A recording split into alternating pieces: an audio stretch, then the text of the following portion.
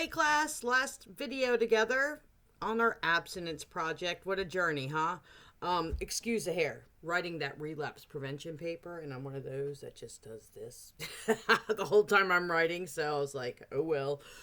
But anyways, the biggest thing that I learned about myself during this process, well, there's two things.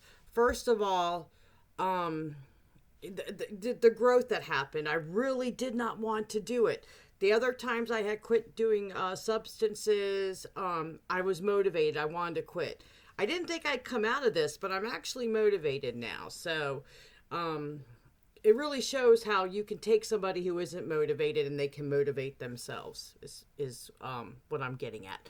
The other thing that I noticed is the all the years I've been in recovery, what we've learned at Liberty the last year and a half, we've been studying substance abuse.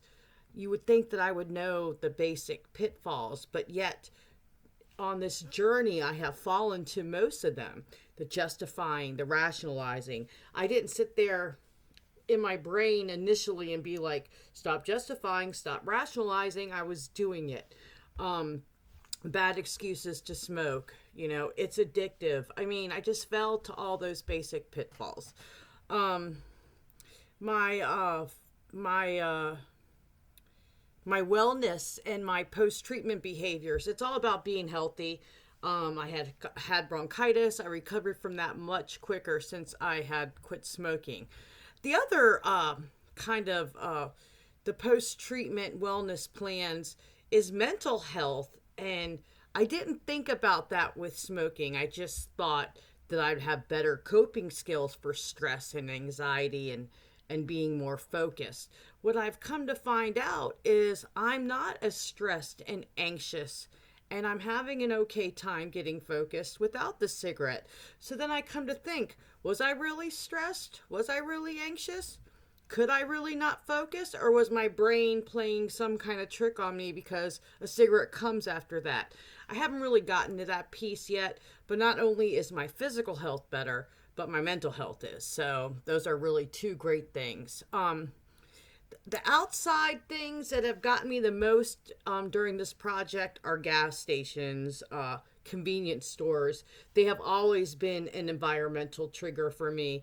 I remembered when marijuana started becoming when it's legal here, and I remembered when the convenience stores, even before it was legal, there was the CBD with the Delta 9. There was like a certain percentage, so the gas stations were selling it everywhere, and I wasn't triggered to buy it. I didn't want to do it, but I remembered when I first started seeing this stuff in the gas stations, it was a little brighter than it should have been. Let me just put it like that. And of course I talked to my mentor about it and talked about it at meetings. I wasn't wanting to smoke, but I was really looking at it, and I knew that was the next thing that was going to come. So for a while, I just didn't go to those places anymore. And the same thing with the smoking thing. Last week I went to a convenience store, and there's this new kind of cigarette that doesn't have nicotine or tobacco in it. So you can smoke, but you don't get anything out of it. And it's a healthy way to smoke is how they sold it. And I was looking at that really hard, and I was like, okay, Melissa, time for another gas station break.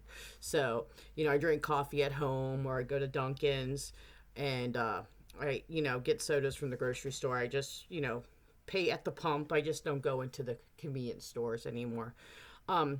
My greatest support is, it's always been God, but I've always had a community of people, a recovery circle that's helped me. But this time it's been God. It's mostly because of this assignment, because in the back of my head, I've been thinking I should quit, but I didn't really want to. But when this assignment came up, I really took it as him speaking to me and saying, Melissa, it's time. So, that's been my greatest support. Of course, people in my recovery circle, they know that I cheat, but I haven't really talked about wanting to quit again. I just gave those same excuses I gave initially. I only do it once in a while, blah blah blah blah blah.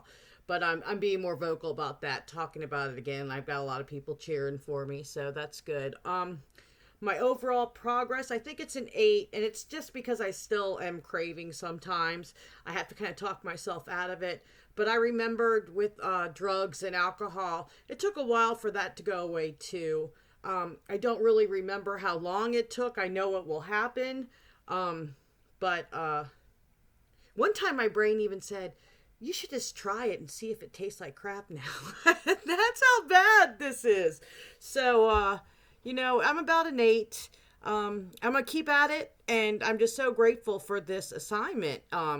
Like it's a game changer for me, and it's just been wonderful going through this journey with all of you. Okay, you guys have a blessed night.